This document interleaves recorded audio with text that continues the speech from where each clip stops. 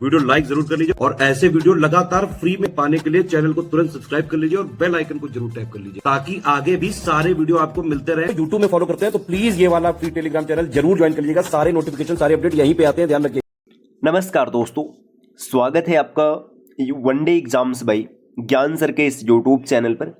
साथियों, आज की इस वीडियो में हम लोग यूपी जीके में टॉप 500 क्वेश्चन की श्रृंखला में एक और महत्वपूर्ण क्लास के साथ हाजिर हैं, जिसमें प्रश्न संख्या 46 से आगे बढ़ेंगे।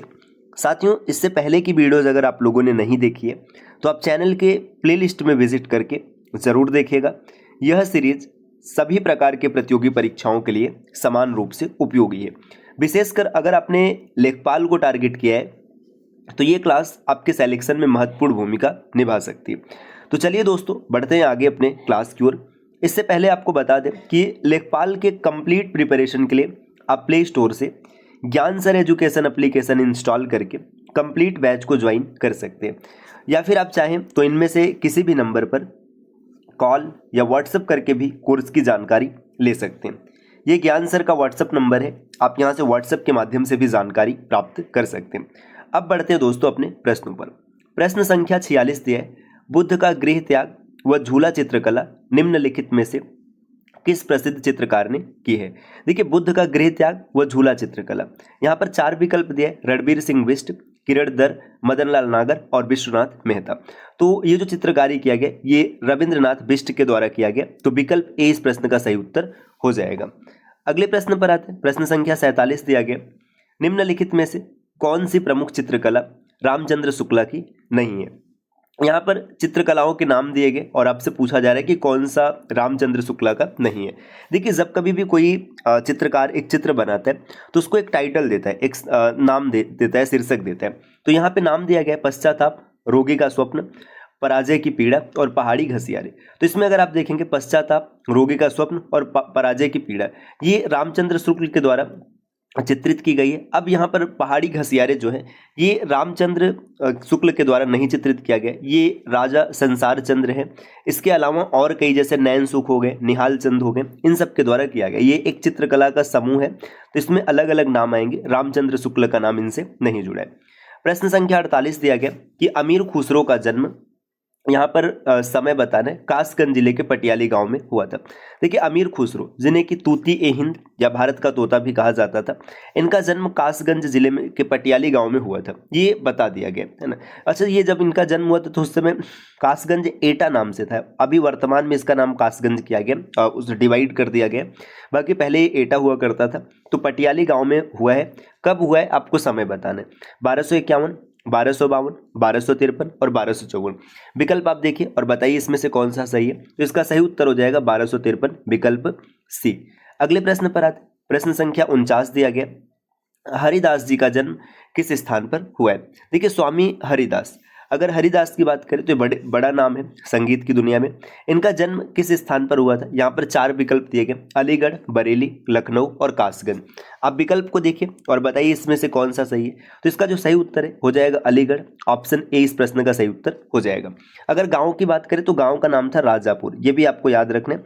अगर कभी गाँव पूछ ले किस गाँव में हुआ तो अलीगढ़ के राजापुर गाँव में हुआ था। इसके बाद ये वृंदावन में बस गए और भक्ति करने लगे। जो तानसेन, अकबर के दरबारी कवि थे तानसेन, ये इनके शिष्य थे, ये भी पॉइंट आपको याद रखने। चलिए आगे बढ़ते हैं। प्रश्न संख्या 50 यहाँ पर दिया गया, निम्नलिखित में से कौन सा लोक नृत्य ब्रज क्षेत्र से संबंधित है। यहाँ पर कुछ लोक नृत्य दिए गए, जैसे पाई डंडा, कानरा, नरसिंह नृत्य। इसमें बताना है कि कौन सा लोक नृत्य ब्रज क्षेत्र से संबंधित है। तो इस प्रश्न का सही उत्तर हो जाएगा नरसिंह नृत्य, ऑप्शन नंबर सी। इसमें आपको कुछ चीजें और याद रखनी चाहिए, जैसे अगर ब्रज क्षेत्र के प्रमुख नृत्य की बात करें तो इसमें जो महत्वपूर्ण नृत्य है जो अक्सर पूछा जाता है, जैसे चरकुला, ये अक्सर पेपर में आ जाता है कि चरकुला लोक नृत्य कहाँ का है, तो ये ब्रज क्षेत्र का है। चरकुला के अलावा अतिरिक्त जैसे रासलीला, ये भी अक्सर प्रतियोगी परीक्षाओं में देखने के लिए मिलते हैं कि रासलीला लोक नृत्य कहाँ से, ये भी है। इसके बाद नरसिंह नृत्य, यहाँ पर आप देख रहे हैं झूला, ये भी ब्रज क्षेत्र में ही। तो यहाँ पर जो नृत्य लिखे गए चरकुला, रासलीला और झूला, ये ब्रज क्षेत्र के प्रमुख नृत्य हैं। चरकुला के बारे में एक विशेष बिंदु ये भी है कि इसमें महिलाएं अपने सिर पर 108 दीपक का एक झूमर नुमा संरचना रख करके नृत्य करती हैं। तो ये स्पष्ट हो गया। अब पाई डंडा और कानरा ये नृत्य कहाँ का है ये भी आपको पता होना चाहिए। तो ये बुंदेलखंड क्षेत्र के नृत्य हैं, इन्हें याद रखिएगा। तो प्रश्न के अनुसार ऑप्शन सी उत्तर बनेगा। प्रश्न संख्या 51 दिया गया कि निम्नलिखित में से कौन सी जोड़ी सही है, आपको ये बताना है। देखिए यहाँ पर कुछ नृत्य बताए गए हैं और आपको बताना है कि इसमें से किसका मिलान सही किया गया। तो पहला दिया है नटवरी, ये पूर्वांचल का है। झूला ब्रज क्षेत्र का है। राई बुंदेलखंड क्षेत्र का है। और जोगिनी अवध क्षेत्र का है। इसमें मिलान करके बताना है कौन सा सही है। तो सब के सब सही है, इसलिए विकल्प डी इस प्रश्न का उत्तर हो जाएगा, क्योंकि यहाँ पर सभी मिलान सही दिया गया। प्रश्न संख्या 52 है, निम्नलिखित कथनों पर विचार करें। यहाँ पर 2 कथन दिया गया और इसमें से कौन सा कथन सही है, आपको ये बताना है। राज कपूर चितेरा ने तेंदुलकर का 1500 फीट लंबा चित्र बनाया है।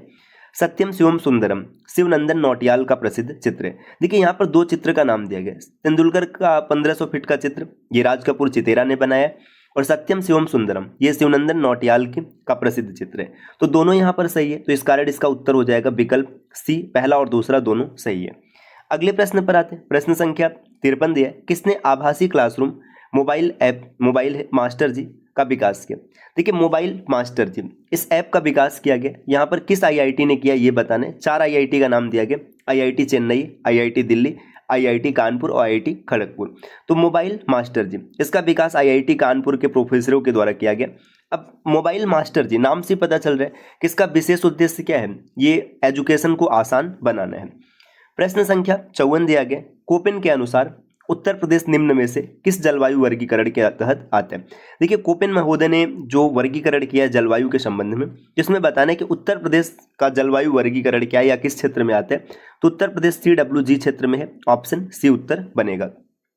साथियों अगर आपने लेखपाल, यूपी पुलिस कांस्टेबल, UPSI जैसे एग्जाम को टारगेट किया है तो आप ज्ञान सर एजुकेशन एप्लीकेशन से कंप्लीट बैच को ज्वाइन करके पूरी तैयारी कर सकते हैं, जिसके लिए आपको इनमें से किसी भी नंबर पर कॉल या व्हाट्सएप करके कोर्स की कंप्लीट जानकारी प्राप्त कर लेनी है। ये ज्ञान सर का व्हाट्सएप नंबर है, आप यहाँ से व्हाट्सएप के माध्यम से भी जानकारी ले सकते हैं।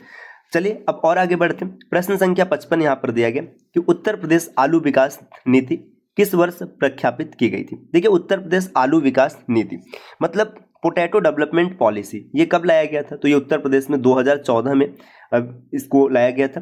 प्रश्न संख्या 56 दिया गया कि चौलर नृत्य निम्नलिखित में से किस क्षेत्र में आता है। चौलर या फिर इसको चोलर कह लीजिए, ये जो नृत्य है उत्तर प्रदेश के मिर्जापुर क्षेत्र का है। तो ऑप्शन ए इस प्रश्न का उत्तर हो जाएगा।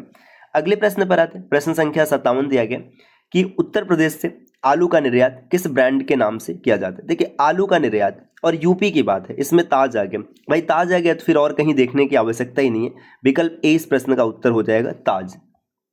अगला प्रश्न दिया उत्तर प्रदेश के उत्तरी क्षेत्र में निम्न में से कौन सा अपर्दन सर्वाधिक प्रभावी है। देखिए अपर्दन कहने का तात्पर्य एरोजन, मतलब जो चीजें टूटती हैं, परत टूटता है। तो यहाँ पे दिया है औनलिका अपर्दन, परत अपर्दन, वायु अपर्दन, इसमें से कोई नहीं। तो उत्तर प्रदेश में जो उत्तरी क्षेत्र में अगर अपर्दन देखेंगे तो परत अपर्दन सबसे ज्यादा होता है, लेयर एरोजन। प्रश्न संख्या 59 दिया गया कि निम्नलिखित में से कौन सी जोड़ी सही है। आपको बताना है इसमें से कौन सी जोड़ी सही है। यहाँ पर झील का नाम बताया गया बखीरा झील, रामगढ़ झील और बड़ा ताल। झील कहिए या ताल कहिए एक ही चीज है। ये बताया गया गोरखपुर में है, संत कबीर नगर और उन्नाव। देखिए बखीरा झील जो है ये संत कबीर नगर मगहर में है। तो ये पहला तो गलत हो गया क्योंकि ये मगहर में है। आगे दिया रामताल झील, रामगढ़ झील, ये गोरखपुर में, तो ये दोनों गलत हो गया। और बड़ा ताल उन्नाव में नहीं, आप बताइएगा कहाँ पर है। तो इसमें से कोई नहीं सही है, तो विकल्प डी इस प्रश्न का उत्तर हो जाएगा, इसमें से कोई नहीं। प्रश्न संख्या 60 और आज की क्लास का अंतिम प्रश्न, प्रतापगढ़ निम्नलिखित में से किस नदी के किनारे अवस्थित है। देखिए कौन सा शहर किस नदी के किनारे बसा है, ये काफी इंपॉर्टेंट हो जाता है। तो प्रतापगढ़ की बात करें तो यहाँ पर 4 नदियों के तट बताए गए, सई नदी के तट पर, सोन नदी के तट पर, हिंडन नदी के तट पर और काली नदी के तट पर। तो जो इसका सही उत्तर होगा ये सई नदी के तट पर है, ऑप्शन ए इस प्रश्न का उत्तर बन जाएगा। तो दोस्तों ये आज की क्लास के बेहतरीन 15 प्रश्न रहे जिनका डिस्कशन हम लोगों ने किया है।